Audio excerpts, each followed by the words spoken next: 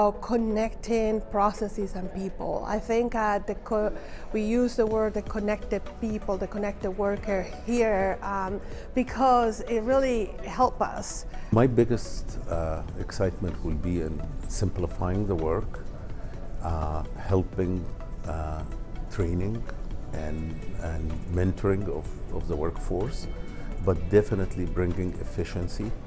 I would say actually specifically after or post-COVID, the turnover is very high.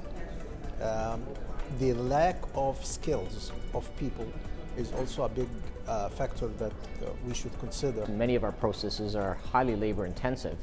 And so how do you balance that? How do you attract new and young talent to jobs that are traditionally very kind of, as I said, labor intensive?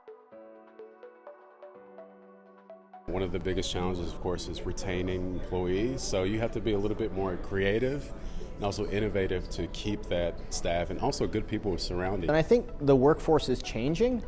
It's not only about the traditional, what's my title. I think it's just about what's my work experience, what am I learning, and I think we in the food industry can provide that with very little change in our structure.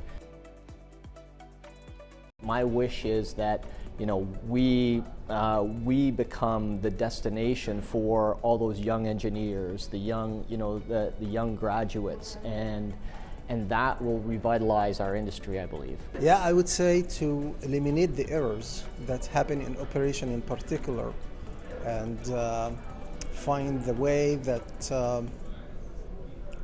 help operators to do their job, day-to-day job, without almost no errors.